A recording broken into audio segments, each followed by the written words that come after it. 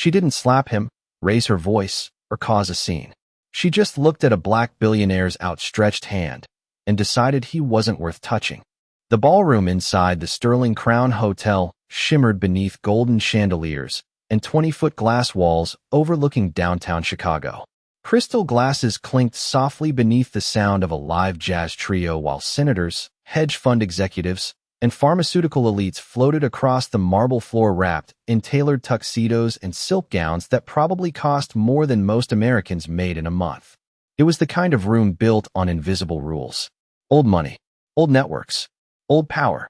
And at exactly 8:14 p.m., every quiet conversation inside that ballroom seemed to pause at once. Isaiah Cole stood near the center of the gala floor in a perfectly fitted black tuxedo with no watch, no jewelry, no visible attempt to impress anyone around him. 6'2", calm posture, steady eyes, the kind of presence that didn't ask for attention but somehow pulled the air toward it anyway. Most people that night assumed he was legal counsel, maybe a private investor. A few thought he worked security for one of the governors attending the fundraiser upstairs. None of them understood why certain Wall Street executives kept glancing nervously in his direction. Across from him stood Victoria Sterling, CEO of Sterling Pharma and heir to one of the most politically connected pharmaceutical empires in America. Blonde hair pinned flawlessly above diamond earrings that caught the ballroom lights every time she turned her head. She smiled constantly, but never warmly. The kind of smile designed for cameras, not people. A photographer stepped closer as one of the event organizers made introductions. "Victoria, I'd like you to meet Isaiah Cole from Northgate Holdings." There it was. The name. A few nearby bankers immediately stiffened. One older investor nearly spilled his bourbon. But Victoria barely reacted. Her eyes moved over Isaiah once. Slow, measured, dismissive. Isaiah extended his hand politely. "Pleasure to meet you." The room waited. Victoria looked directly at his hand hanging between them in the air. Then she smiled, faintly, and turned past him instead. "Senator Whitmore," she said brightly, reaching around Isaiah to shake the hand of an older white politician standing behind him. Camera flashes exploded instantly. Isaiah's hand remained suspended in the air for half a second longer before he lowered it calmly to his side. No reaction, no embarrassment visible on his face. But the energy inside the ballroom changed so sharply it almost felt physical. A woman near the champagne tower looked down at her drink. Someone whispered, "Did she just do that?" Another voice answered quietly, "Oh my God." Victoria continued speaking as if nothing had happened. "We're very excited about tomorrow's announcement," she told the senator smoothly. "Historic day for American business." Isaiah said nothing. He simply adjusted the cuff of his jacket once and stepped aside while servers carrying silver trays moved carefully through the suddenly tense crowd. On the far side of the ballroom, a junior mergers analyst named Emily Harper stared at Isaiah with growing panic spreading across her face. She recognized him instantly. Not from television, not from magazines, from confidential acquisition documents locked behind 3 levels of legal clearance. Her stomach tightened, because everyone in that ballroom believed Sterling Pharma was about to acquire Northgate's infrastructure division in the morning. But the truth was far more dangerous. Northgate Holdings wasn't part of the deal. Northgate was the reason the deal existed at all. And Isaiah Cole wasn't some investor standing awkwardly at a fundraiser. He was the man quietly holding the financial oxygen of Victoria Sterling's entire company in the palm of his hand. The jazz music kept playing, but nobody near the center of the ballroom was listening anymore. Conversations returned in fragments, awkward and uneven, like people pretending they had not just witnessed something they all understood immediately. Isaiah Cole moved through the gala with the same calm expression he had worn when Victoria Sterling ignored his hand, but now the room watched him differently. Not openly. Wealthy people rarely stared. They observed. Quietly. Carefully. Across.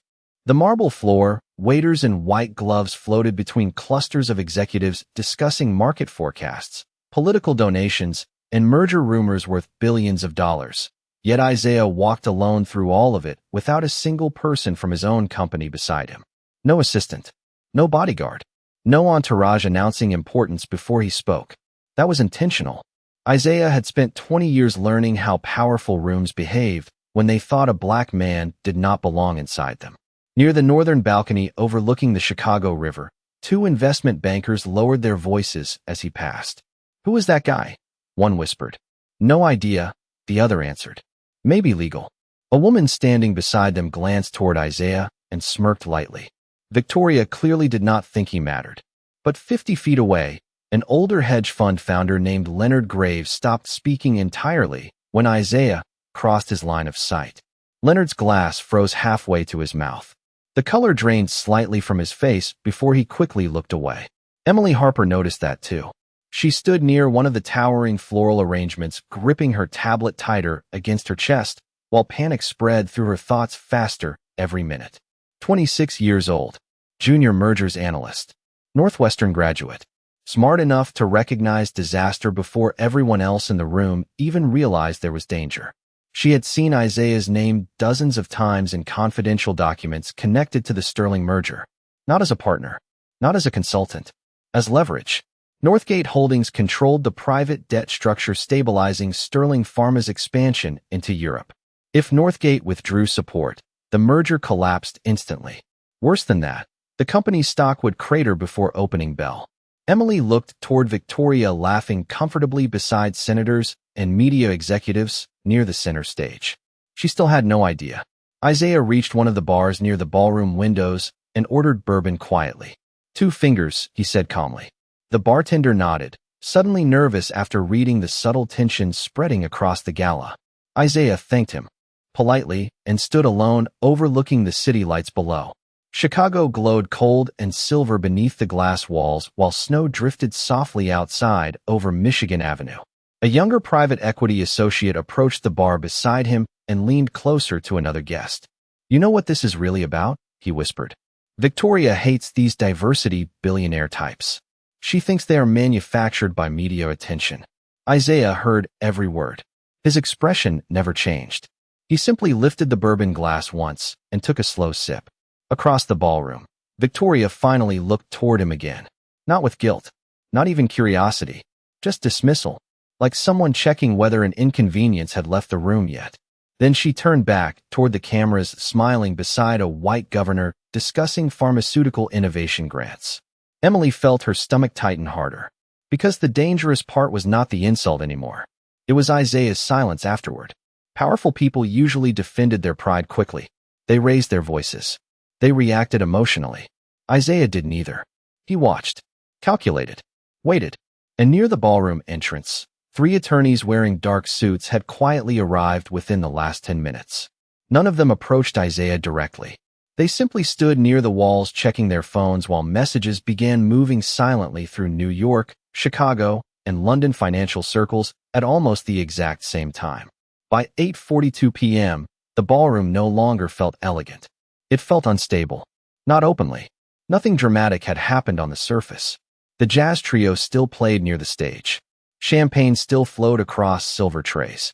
Politicians still smiled beneath television lights while donors discussed tax policy beside million-dollar sculptures flown in from Manhattan that morning. But underneath the luxury, tension spread quietly through the room like a crack beneath ice. Isaiah Cole remained near the windows overlooking downtown Chicago, calm and unreadable, while more guests began noticing something unusual. Powerful people kept checking their phones after looking at him. Conversation stopped when he walked nearby. A venture capitalist from Boston lowered his voice and muttered to another executive, "Why are Northgate attorneys here tonight?" The second man answered carefully, "I do not think they came for the fundraiser." Across the ballroom, Victoria Sterling stood surrounded by cameras near a display celebrating Sterling Pharma's planned global expansion. She laughed smoothly beside senators and biotech investors, while photographers captured every polished smile. "Tomorrow changes everything for this company," she announced confidently to a financial news reporter. "We are entering a new era of leadership." Nearby executives applauded politely, but not everyone looked convinced anymore. Emily Harper stood frozen near the back of the ballroom, scrolling rapidly through internal merger files on her tablet with shaking hands. Every number confirmed the same terrifying truth. Sterling Pharma's liquidity depended entirely on Northgate Holdings extending debt support through the merger transition. Without Isaiah Cole's authorization, the company would lose billions in valuation before markets even opened. And Victoria Sterling had just publicly humiliated the one man capable of stopping that collapse. A pair of executives standing near the dessert table glanced toward Isaiah and laughed quietly. He looked shocked when she ignored him. One whispered, "Probably thought being rich bought him a seat at the table." The second man smirked into his whiskey glass. These diversity billionaires always want validation from old money. Isaiah heard them. Again, he said nothing. He simply watched the city lights beyond the ballroom glass while snow continued falling over the Chicago skyline. The silence around him had started feeling heavier than anger. Near the center stage, Victoria's chief operating officer, Daniel Mercer, finally approached her with visible concern. "You may want to speak with Cole privately," he said under his breath. Victoria barely looked at him. "Why would I do that?" Daniel hesitated carefully. "Because several investors seem nervous." Victoria smiled coldly. "They are nervous because wealthy men panic every time someone refuses to worship them." Daniel lowered his voice. "Further, Victoria, Northgate is not a minor stakeholder." She took another sip of champagne without concern. "Northgate needs this merger as much as we do." But Daniel was no longer sure that was true. Across the ballroom, Isaiah's phone lit briefly in his hand. One message. 3 words. "Legal team's ready." He read it once and slipped the phone back into his jacket pocket. Emily noticed the movement immediately. Her pulse jumped harder, because the attorneys near the walls had started moving now. Quietly, deliberately. One exited through the ballroom doors while speaking into a headset. Another opened a laptop near the lobby entrance. No raised voices. No confrontation. Just preparation. Isaiah finally turned away from the window and walked slowly back into the center of the gala. Guests shifted subtly as he passed, making room without realizing they were doing it. Some instinct inside the room had started recognizing danger before understanding it completely. Then Victoria stepped onto the elevated stage beneath the ballroom chandeliers for her keynote address. The room quieted instantly. She smiled toward the crowd with practiced confidence and lifted her glass. "Tonight," she began smoothly, "we celebrate tradition, stability, and the future of American leadership." Isaiah stopped walking. Emily looked up sharply, and somewhere near the back of the ballroom, one of the Northgate attorneys quietly closed his laptop. Victoria Sterling stood beneath the ballroom chandeliers like she already owned tomorrow morning. The elevated stage behind her glowed in soft blue light, while a 40-foot digital screen displayed the Sterling Pharma logo beside the words "Building the Future of American Healthcare." Applause echoed politely through the ballroom as cameras focused on her face and reporters lifted their phones to capture every sentence. "Strong companies," Victoria continued smoothly, "are built by people who understand discipline, tradition, and the importance of maintaining standards." Isaiah Cole stood near the center aisle, listening quietly with one hand resting against his bourbon glass. His expression revealed nothing, but several people near him had stopped, pretending to enjoy the speech. They were watching him instead, watching for a reaction. Victoria smiled toward the crowd with polished confidence perfected through years of boardrooms and television interviews. "Leadership is not about trends," she said. "It is not about public performance or checking social boxes to impress the media. Real leadership comes from stability, legacy, and people who understand the culture that built corporate America." The room responded with scattered applause, though this time it sounded thinner, more careful. A few executives exchanged uncomfortable glances. One senator shifted awkwardly in his chair. Emily Harper felt her chest tighten. She understood exactly what Victoria was doing. The words were clean enough for headlines, but sharp enough for everyone in the ballroom to understand the target. Isaiah remained still beneath the golden lights while whispers quietly spread again through the crowd. "Did you hear that?" someone muttered near the back tables. That was aimed directly at him. Victoria continued speaking without ever looking toward Isaiah directly. "Companies fail when they lose their identity trying to satisfy temporary social pressure instead of long-term stability." Daniel Mercer lowered his eyes toward the floor. Even he looked uncomfortable now, because the room had started recognizing something dangerous about Victoria's confidence. She thought she was untouchable. Emily glanced again toward the Northgate attorneys near the ballroom walls. One had already stepped outside to take another call. A second was typing rapidly on a tablet connected to secure financial servers. She suddenly realized this was no longer about a merger. It was about survival. 20 years earlier, Isaiah Cole had stood outside a private finance networking dinner in Lower Manhattan, wearing a rented Navy suit and carrying a scholarship invitation folded carefully inside his jacket pocket. 23 years old, fresh out of Howard University, top of his class. The woman checking invitations at the entrance glanced at his name once before smiling politely and saying, "Service entrance is around the back." Isaiah remembered the silence. Afterward, more than the humiliation itself. The people nearby had heard it, seen it. None of them corrected her. None of them asked questions. They simply let it happen because removing dignity quietly always looked more acceptable in expensive rooms. Back inside the Sterling Crown ballroom, Victoria raised her champagne glass toward the crowd. "Tonight represents trust," she declared confidently. "And tomorrow, this company enters the strongest financial position in its history."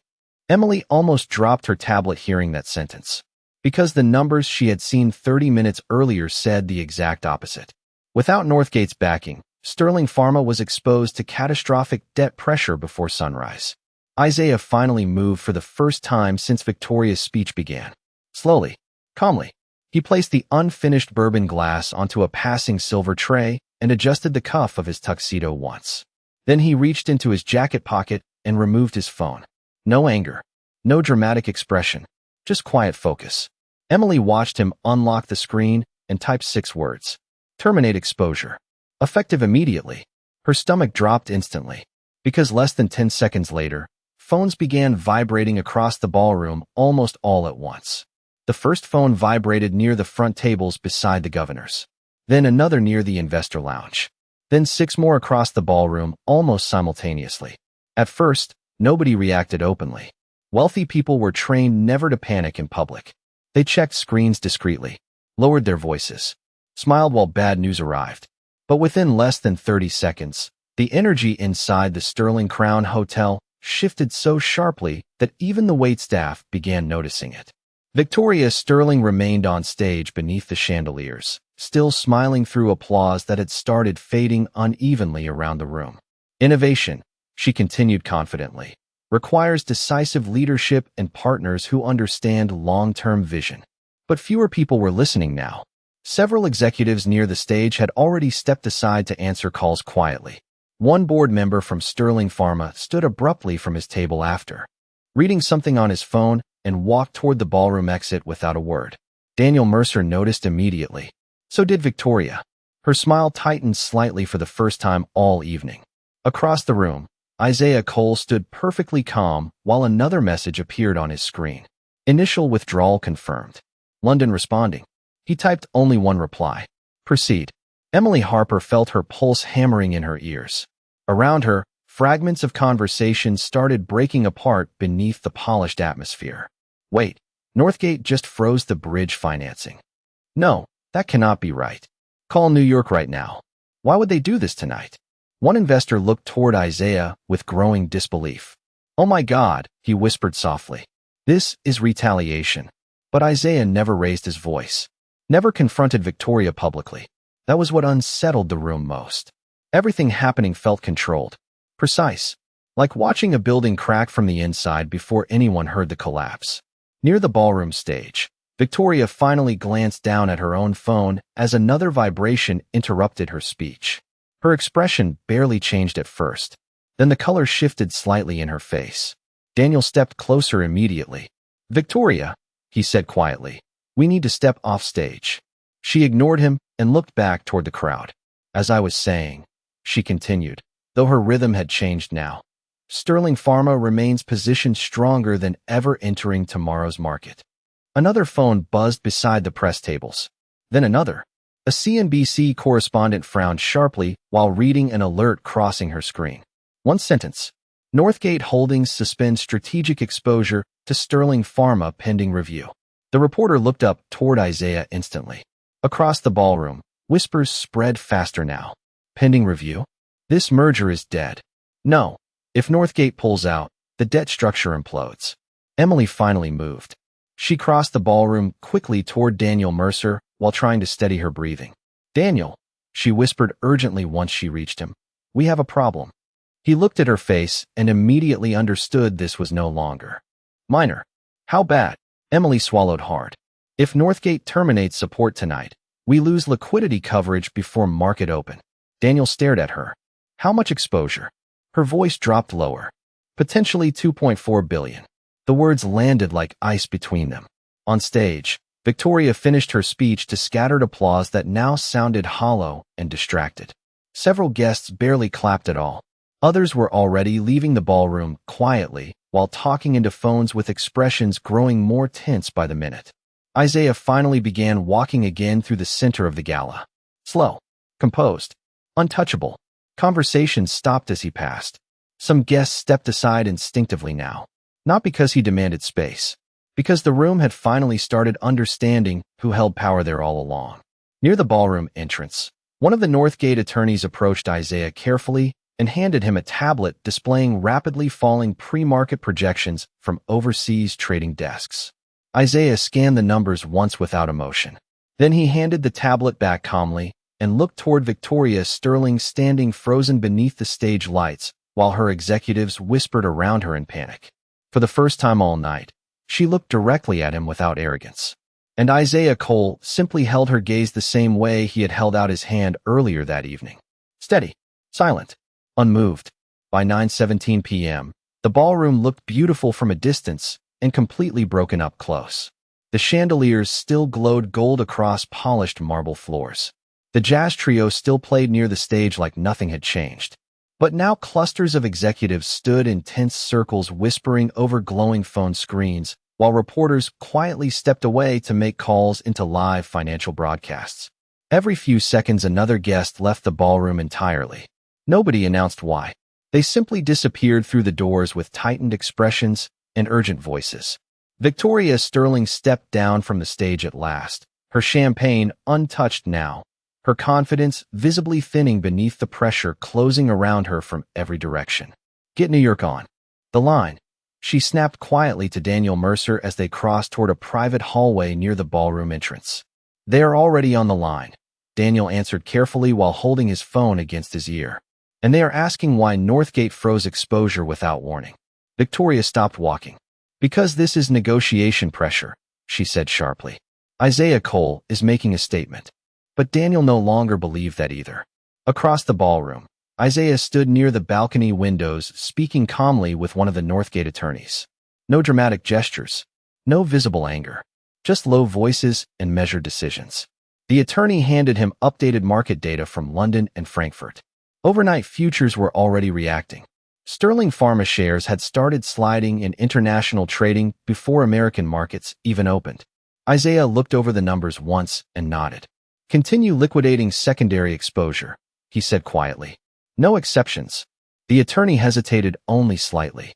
That will trigger panic before midnight. Isaiah adjusted his cuff calmly. Then they should have thought carefully before mistaking respect for weakness. Nearby guests overheard fragments of the conversation and immediately looked away. Nobody wanted to be seen staring now. The room had changed sides without admitting it openly. Emily Harper finally found the courage to approach Isaiah directly.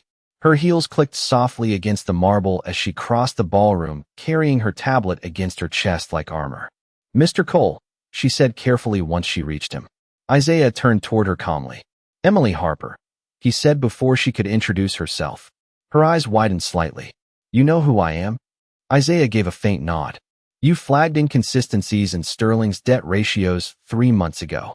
Nobody listened. Emily swallowed hard. Even now, with billions moving because of decisions happening inside this ballroom, he remembered the name of a junior analyst buried beneath Sterling's corporate structure. Mr. Cole, she whispered carefully. Victoria does not fully understand what is happening. Isaiah looked back toward the ballroom floor where Victoria stood arguing quietly with board members near the stage. No, he answered softly. She understood perfectly the moment she looked at my hand and decided not to take it. Emily lowered her eyes. Around them, more phones buzzed again almost simultaneously. This time the reactions were immediate. One investor cursed quietly beneath his breath. Another executive sat down suddenly, as if his legs weakened underneath him. CNBC alerts had started circulating publicly now. Northgate withdraws support from Sterling merger. Analysts warn of liquidity event. Victoria finally looked up from her phone toward Isaiah across the ballroom. The distance between them suddenly felt enormous despite being less than 40 feet apart. She walked toward him quickly now, heels striking sharply against marble, while conversations died around her with every step. Daniel Mercer followed close behind, looking pale. When Victoria reached Isaiah, she forced a controlled smile that no longer looked natural.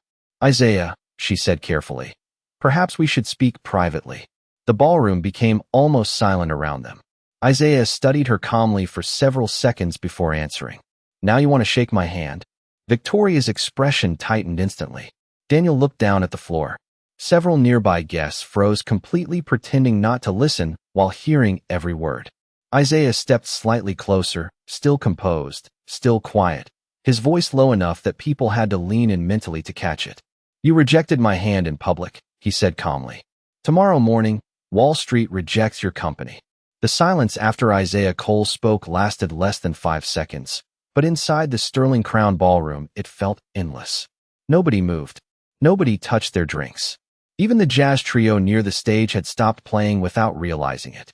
Victoria Sterling stood frozen beneath the chandelier light, staring directly at Isaiah, while the meaning behind his words settled across the room like cold smoke. "Tomorrow morning, Wall Street rejects your company." It was not a threat shouted in anger. That was what made it terrifying. It sounded factual, final.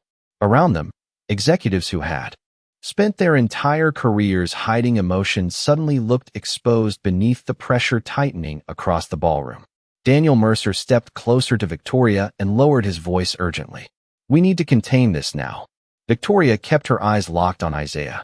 "You are overreacting," she said carefully, though her voice no longer sounded steady. "This is temporary leverage." Isaiah tilted his head slightly. "Leverage," he repeated calmly. "No. Leverage is when both sides still have options." Another phone buzzed nearby. Then 3 more.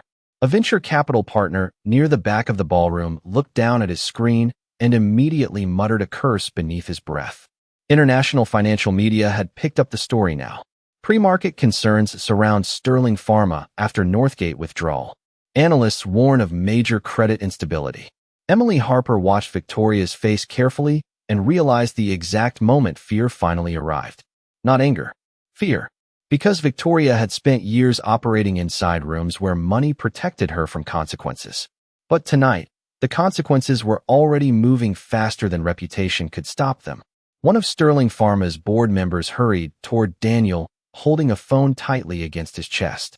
"The banks are calling emergency meetings," he whispered sharply. "They want clarification before opening bell." Daniel looked toward Isaiah again, almost searching for mercy somewhere in his expression.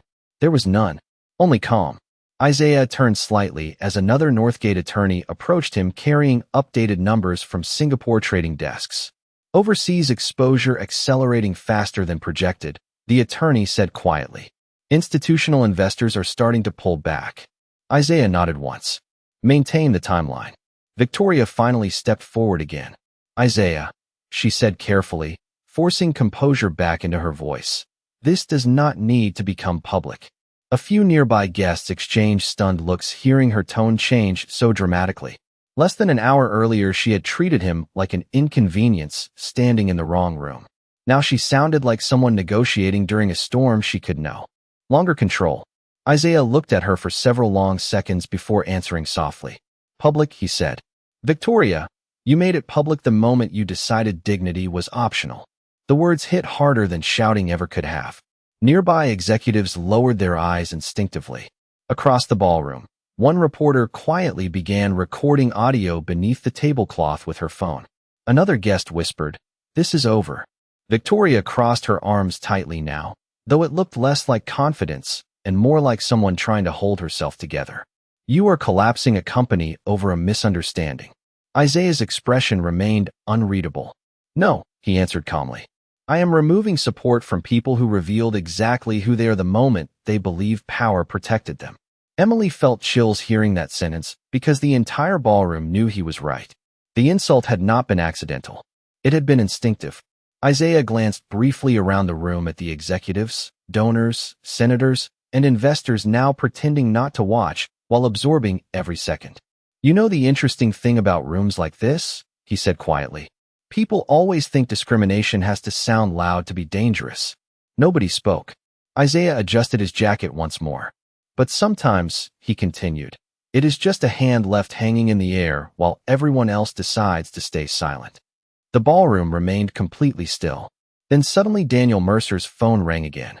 He answered instantly, listened for 4 seconds, and the blood drained visibly from his face. Victoria turned sharply toward him. What now? Daniel swallowed hard before answering. The merger partners are pulling out. By 11:48 p.m., the ballroom inside the Sterling Crown no longer resembled a celebration. The floral arrangements still stood perfectly arranged beneath the chandeliers. Half-finished champagne glasses still rested across linen-covered tables. But the illusion of control had vanished completely.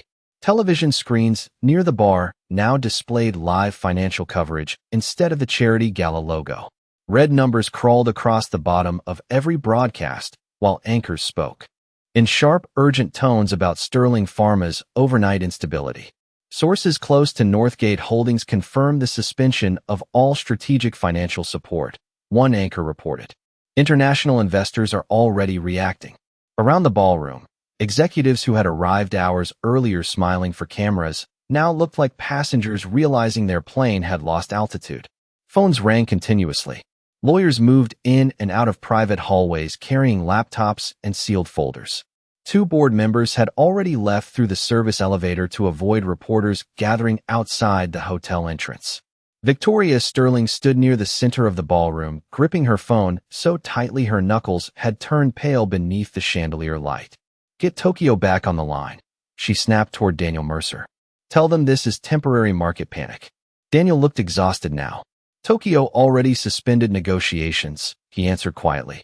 Frankfurt pulled out 15 minutes ago. Victoria stared at him in disbelief. Because of one investor?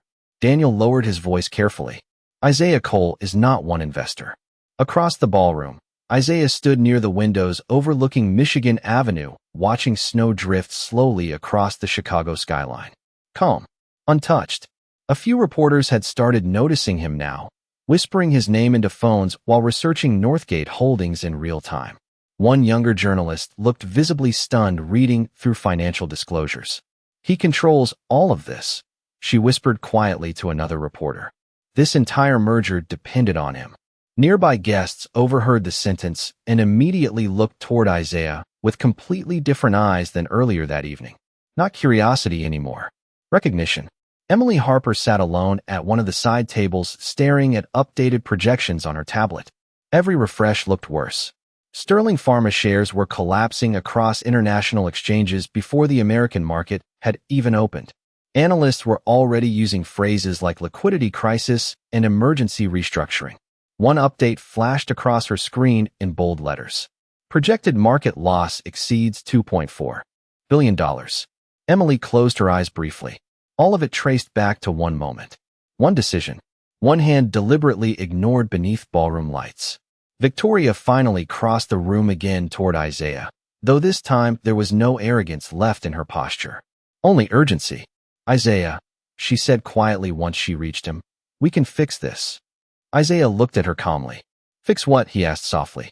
The merger, she answered immediately. The financing. Whatever this is. Isaiah glanced briefly toward the television screens, broadcasting Sterling Pharma's falling projections in real time.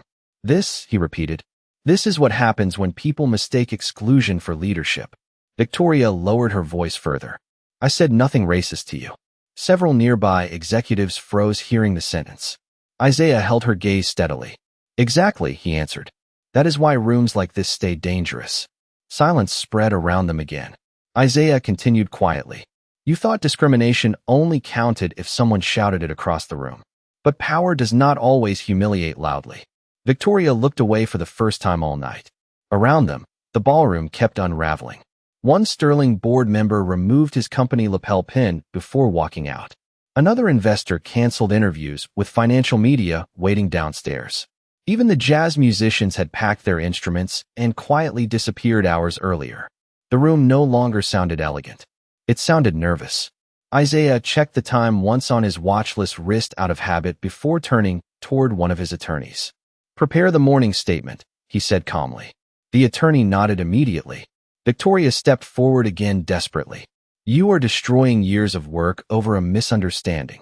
Isaiah paused beside the ballroom exit and looked back at her one final time. No, he said softly. You destroyed it the moment you decided respect should depend on who was standing in front of you.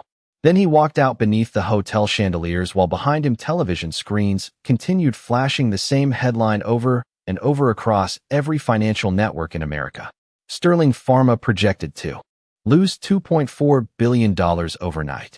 By 7:03 the next morning, the snow over downtown Chicago had stopped, but the storm inside Sterling Pharma was only beginning. Financial reporters lined the sidewalks outside the company headquarters while black SUVs pulled up one after another carrying exhausted executives who had spent the entire night trying to stop a collapse already moving faster than anyone could contain. Across every major business network in America, the same headline repeated beneath flashing red numbers. Sterling Pharma loses $2.4 billion overnight. Market analysts spoke in sharp, controlled voices about investor panic, frozen financing, and emergency board intervention. One commentator called it the fastest collapse of institutional confidence seen in years. Another simply said, when Northgate walked away, the market followed. Inside Sterling Pharma's executive boardroom on the 38th floor, nobody looked polished anymore. Ties loosened, makeup fading, coffee cups stacked beside open laptops displaying catastrophic projections. Victoria Sterling sat silently at the end of the conference table, staring at the screen in front of her, while board members argued around her in exhausted frustration. Why were we dependent on Northgate without safeguards? One demanded. Who approved this exposure level? Another snapped. Daniel Mercer looked like he had aged 10 years overnight. We all approved it, he answered quietly. Because we assumed the relationship was stable. Stable. The word hung painfully inside the room. Because everyone now understood the truth. This had never been only about finance. It had been about arrogance. About believing respect was optional when dealing with someone they did not truly see as equal. Across the city, Isaiah Cole walked calmly through the financial district wearing a charcoal overcoat over yesterday's tuxedo, his hands tucked loosely into his pockets against the cold Chicago wind. No security team surrounded him. No cameras announced his arrival. But people recognized him now. Traders stepping out of coffee shops paused mid-conversation when he passed. A valet near the curb whispered his name under his breath. Two younger black analysts standing outside a brokerage building watched him walk by with expressions somewhere between shock and pride. One of them said quietly, he never yelled once. Isaiah kept walking beneath the gray morning sky, while behind him television screens through office windows continued replaying footage from the gala the night before. Victoria smiling beneath ballroom lights. Headlines about the merger collapse. Analysts discussing market trust and leadership failures. Near the Chicago Board of Trade building, a reporter finally caught up to Isaiah with a camera crew rushing behind her through the cold air. Mr. Cole, she called out breathlessly, do you have any statement regarding Sterling Pharma's losses overnight? Isaiah stopped walking for the first time that morning. The city noise seemed to soften around him.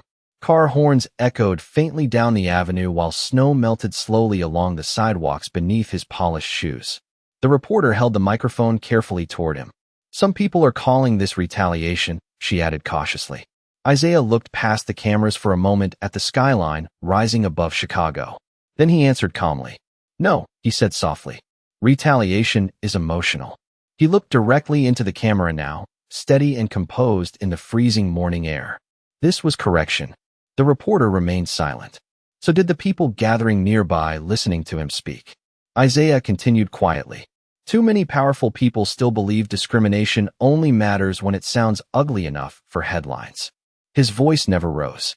But sometimes it is a smile, a dismissal, a hand ignored because someone decided respect should depend on race, appearance, or who they think belongs in the room.